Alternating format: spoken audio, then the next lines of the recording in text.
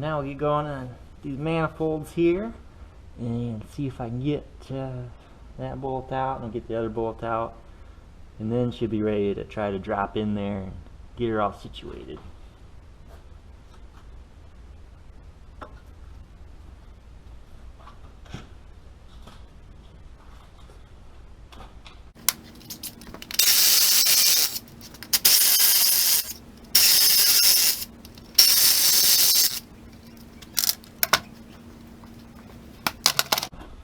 And then for the dipstick tube, if you see, somehow we got to get that dipstick tube to come out of the center of this manifold here.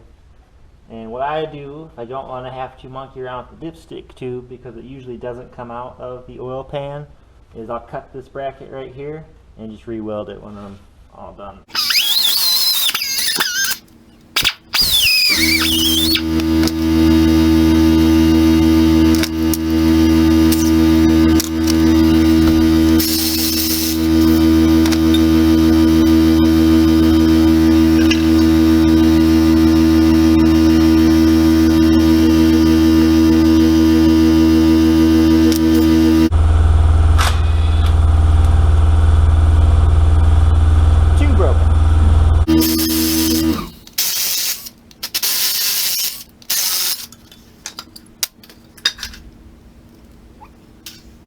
And this one looks like it's going to be a little bit nicer here. Got some stud hanging out of this one. They got a little bit of stud hanging out right there. So we'll get that one right out, no problem. Over here we're in just a little bit from being flush, but it doesn't. It'll come right out. That'll come right out. And then over here on the side with pour light, apologize, but that one's, it's in there just a hair. We'll get, give me a little bit, I'll get her turned around, and then we can see that guy. And, alrighty then. I mean, it would do, but you guys want to be closer than that.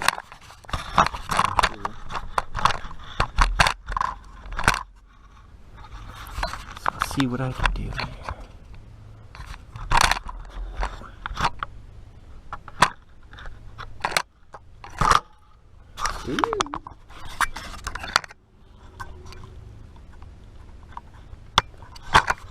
Try that with some light.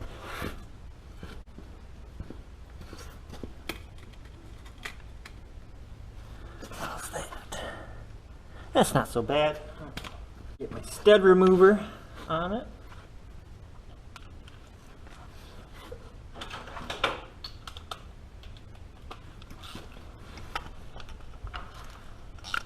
This is where the magic's about to happen here. Doo-doo-doo. Doo-doo-doo. Doo-doo-doo.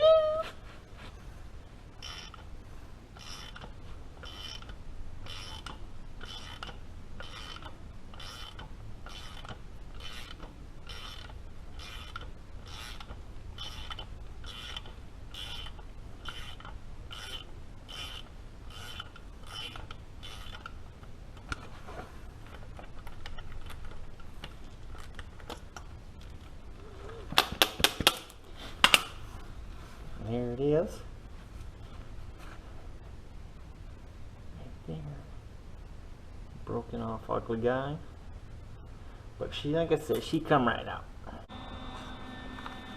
Alright, now we're back on this rear driver's side manifold bolt that I broke off, and I'm going to weld a nut to it here and see if I can't twist her out.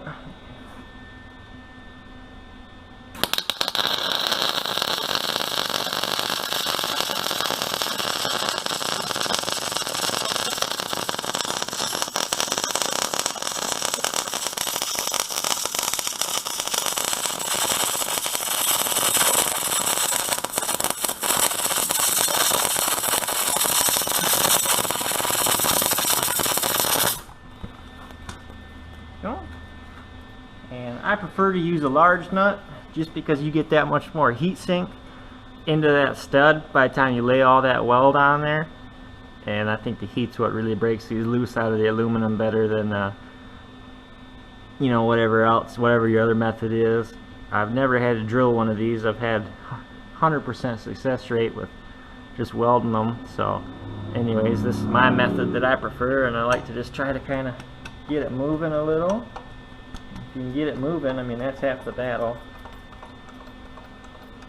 So right there we got her turning a little bit, and then, you know, it's really just about working it. You just got to work it out of there, and you don't want to lose your patience. Just a little bit, kind of get her working out of there.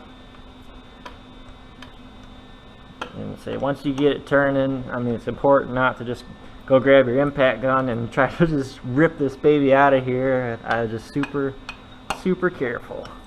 And then this would be the hardest one you had to do, probably, if you have to do the manifold on the car. And so anyways, when it's on the car, you learn a whole nother patience, but right here this ain't so bad. And then now she's kind of coming, and I think I can just go with it, say, just by feel.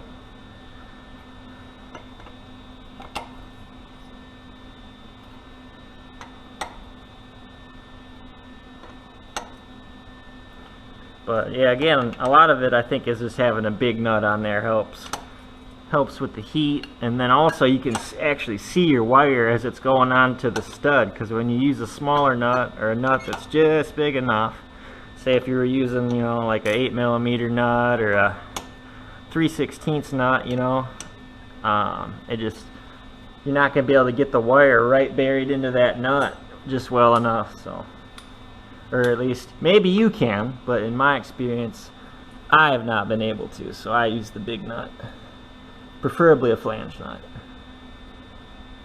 And just like that, right there's broken stud, welder on, give her the old twister doodle, and then we're out of there. Sweet. And now we're looking at the passenger side rear bolt here, and this one was broken originally. You can kind of see it's rusted over there looking. So what I like to do with them is take a carbide burr and just kind of run that on the face of it and get some fresh material so we can try to get a good weld to adhere to this.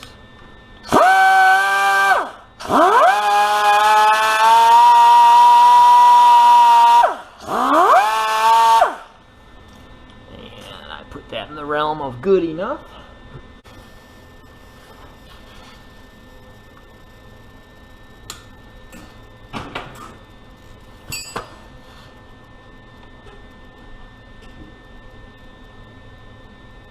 And I think that nut will be too big, that if I get to go turning it and I'm not totally centered, I'm going to hit the steam port plugs. Let me get a smaller nut.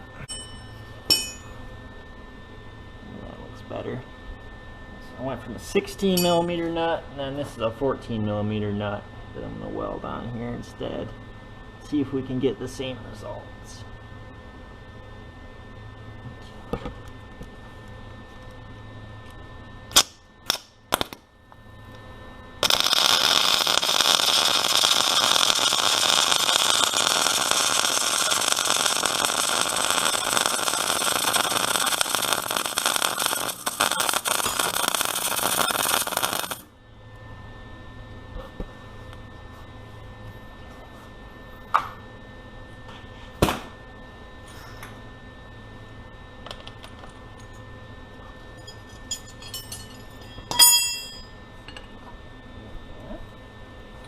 This one, with it being broken already, it's probably in there a little tighter. So what I do to get a little more finesse is I'll just rattle on the end of it with an air hammer and see if I get results or not.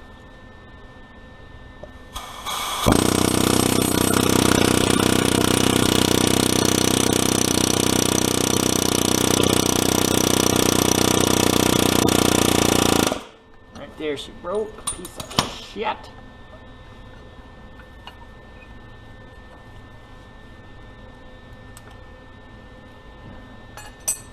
Try her again. There we go, another 14mm on there. See if we can do her.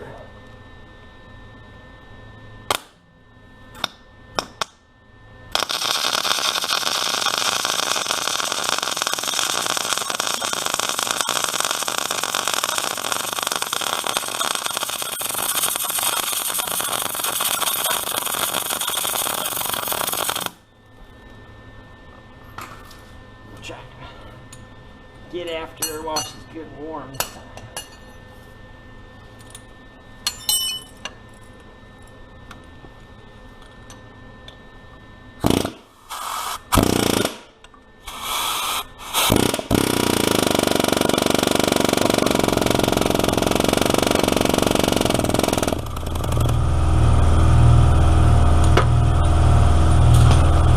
And right there we got her walking.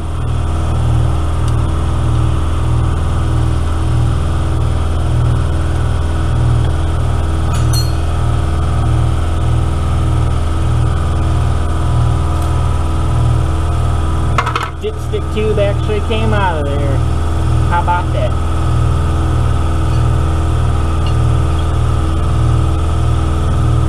Let's continue to work it.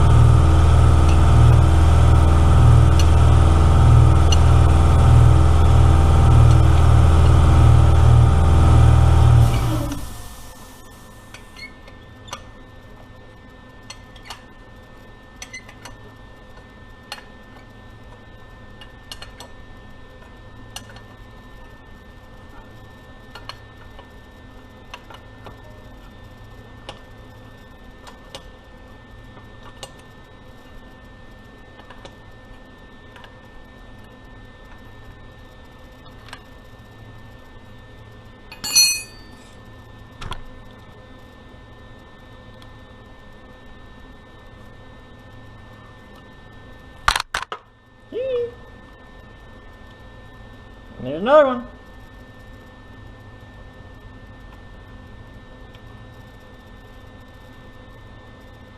But we got them all out now. So now we can get moving, try and get this motor sat in there today.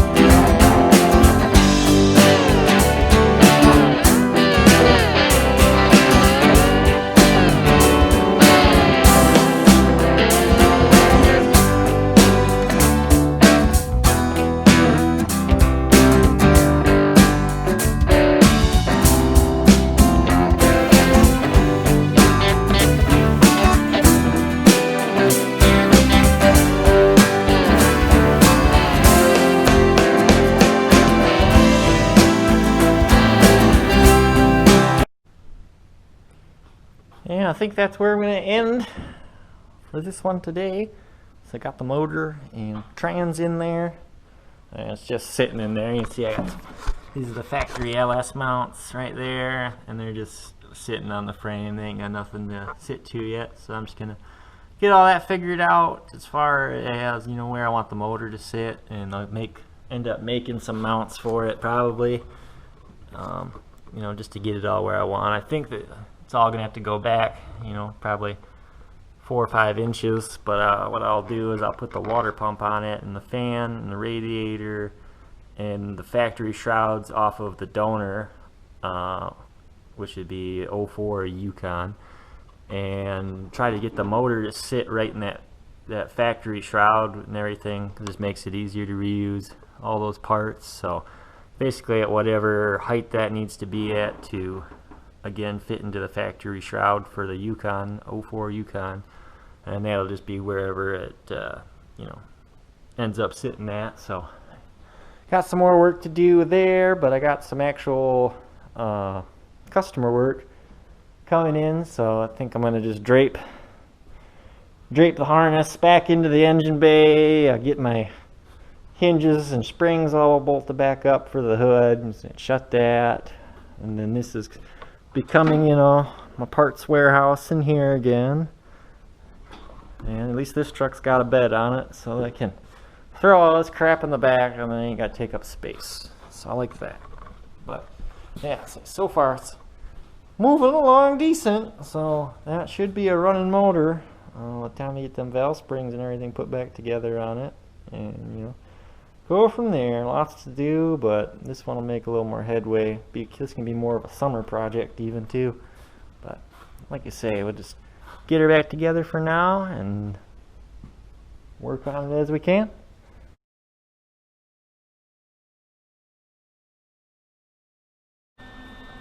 I think that's gonna break right off. Piece of garbage. And another piece of shit. See, I think just the working it also is important until you break it back off again.